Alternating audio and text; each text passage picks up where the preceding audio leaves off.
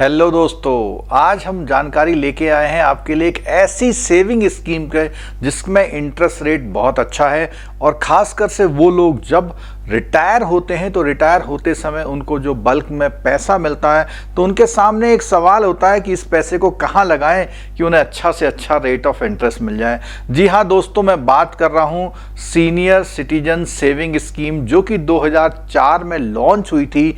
अब उसमें 2023 में कुछ बड़े बदलाव किए गए। चलिए जानते हैं इस बेसिक स्कीम्स के बारे में और उन बदलावों के बारे में।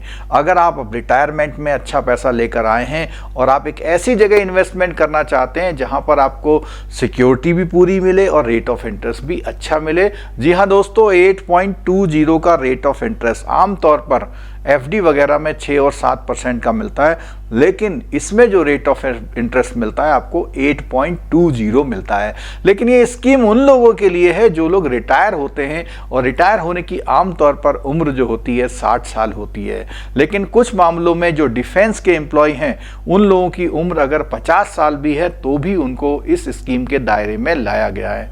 अब इसकी स्कीम में क्या बदलाव आए हैं, उन बदलावों के बारे में एक एक बातों को ध्यान से सुनते समझते हैं जिससे आप लोग अपना बेस्ट डिसीजन ले पाएं।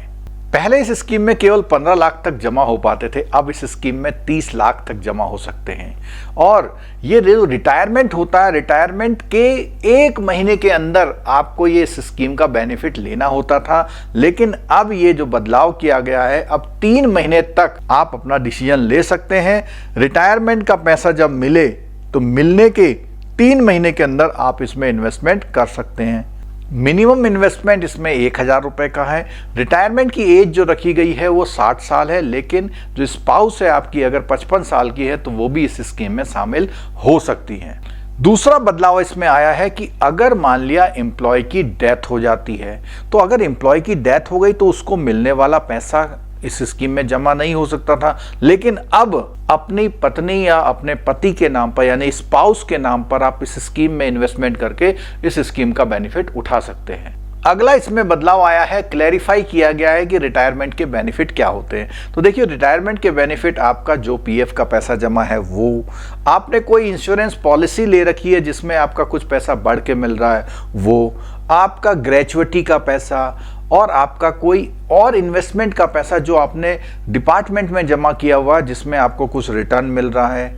इसके अलावा कोई ऐसा पैसा जो आपके डेथ होने पर परिवार को मिलता है वो, तो ये सारे दायरे ले आए हैं अब वो रिटायरमेंट बेनिफिट के नाम पर। अगला बदलाव दोस्तों इसमें आया है प्री मैच्योर पेमेंट पर पेनल्टी का। पहले क्या था कि 1 साल से पहले जब आप विड्रॉल करते थे यानी आपने इन्वेस्टमेंट कर दिया और 1 साल के अंदर बैंक पहुंच गए या पोस्ट ऑफिस पहुंच गए कि भैया हमारा ये पैसा वापस कर दो, तो वो क्या करते थे, कोई ब्याज ना देते हुए पूरा प्रिंसिपल अमाउंट आपको वापस कर देते थे। अब क्या है कि 1 साल के अंदर अगर आप पैसा निकालेंगे तो आपको 1% की पेनल्टी देनी पड़ेगी और 1 साल से 2 साल के अंदर निकालते हैं तो 1.5% की पेनल्टी देनी पड़ेगी। यानी जो ब्याज आपको मिला है उसमें से 1.5% ब्याज आपका काट लिया जाएगा। और अगर आपने 2 साल से ज़्यादा और 5 साल के अंदर निकाला है तो 1% आपका ब्याज में से पैसा कट जाएगा, यानी उतना % आपको ब्याज कम मिलेगा। अगर आपने इस स्कीम का पूरा 5 साल बिता दिया था, 5 साल पास कर लिए थे और आपने इसको स्कीम को एक्सटेंड किया था, तो एक्सटेंड करने के बाद अगर आप प्री मैच्योर लेते हैं तो उसमें कोई पेनल्टी नहीं लेगी, क्योंकि पहला जो बेसिक पीरियड था 5 साल इसमें पूरे हो चुके हैं। अगला बदलाव आया इसमें एक्सटेंशन से रिलेटेड। पहले इस स्कीम में 5 साल पूरे होने पर आप 3 साल के लिए एक बार एक्सटेंड कर सकते थे। दोस्तों, अब सरकार ने इस पे ये कह दिया है कि आप जितने बार भी चाहें 3-3 साल के लिए आप इसको एक्सटेंड करते रहें। तो यानी कि अब लिमिटेशन हट गई है, 5 साल पूरे हो गए, आप अगला एक्सटेंशन ले सकते हैं 3 साल का। अगर आपको पैसों की जरूरत अभी नहीं है फिर 3 साल का एक्सटेंशन ले सकते हैं। तो ये 3-3 साल के जो एक्सटेंशन थे पहले एक बार होता था, अब इसमें लिमिट्स हट गई हैं। अगला इसमें बदलाव आया है कि अगर आप एक्सटेंशन करते हैं तो रेट ऑफ इंटरेस्ट क्या लगेगा। देखिए दोस्तों, इसमें यह है कि मैच्योरिटी के 1 साल के अंदर आपको एक्सटेंड करना पड़ता है, एक रूल तो यह है। दूसरा बात आती है इंटरेस्ट रेट की। जब आप एक्सटेंड करते हैं तो मैच्योरिटी के समय जो इसका इंटरेस्ट रेट होता है वही लगेगा, लेकिन जब आपने एक बार एक्सटेंड कर लिया, अब अगली बार एक्सटेंड करने जा रहे हैं तो वो इंटरेस्ट रेट उस समय पर जो चल रहा होगा जब आप दूसरी बार एक्सटेंड करने आ रहे हैं। पहली बार जब एक्सटेंड करने आए तो जो शुरू में आपने कॉन्ट्रैक्ट किया था वही चलता रहेगा, लेकिन जब दूसरी बार आप एक्सटेंड कर रहे हैं या दूसरी के बाद तीसरी चौथी बार एक्सटेंड करेंगे तो उस समय मार्केट में जो भी गवर्नमेंट ने रेट अनाउंस किया होगा, जैसे कि अभी वर्तमान में 8.2% है, वो रेट लगेगा। और एक दोस्त तो जैसा कि मैंने बदलाव कहा था कि अब इसमें जो है 15 लाख की जगह 30 लाख तक आप जमा कर सकते हैं। और दोस्तों इस स्कीम के बारे में एक बार मैं और बता दूं, इस स्कीम में जो भी आपको इंटरेस्ट इनकम मिलती है वो टैक्सेबल होती है, इस बात का आप ध्यान रखिएगा। यानी अगर आप ज़्यादा हायर स्लैब में पहले से हैं तो इस स्कीम में इन्वेस्टमेंट करने का फायदा शायद उतना नहीं मिलेगा। क्यों?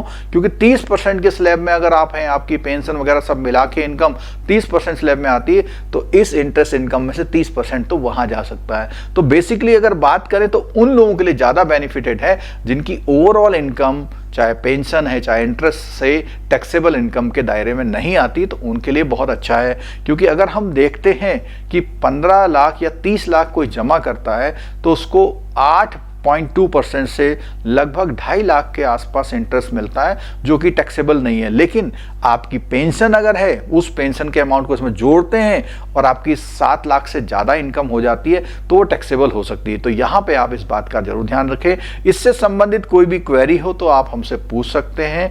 और अगर आप बैंकर हैं, JIB CIB की तैयारी कर रहे हैं, तो इसके लिए हमारा जो मोबाइल एप्लीकेशन है, लिंक नीचे डिस्क्रिप्शन में दिया हुआ है, डाउनलोड कर लीजिए फ्री क्लासेस के लिए। और आप हमारी JIB CIB की पेड क्लासेस भी ज्वाइन कर सकते हैं। एक्स्ट्रा डिस्काउंट ऑफर के लिए आप नीचे डिस्क्रिप्शन बॉक्स में जाके कमेंट सेक्शन में देख लीजिए। और कोई क्वेरी करना चाहते हैं तो कर लीजिए। दोस्तों वीडियो देखने के लिए थैंक यू वेरी मच, और मैं उम्मीद करता हूं कि ऐसे ही और अच्छे वीडियो हम लाते रहेंगे।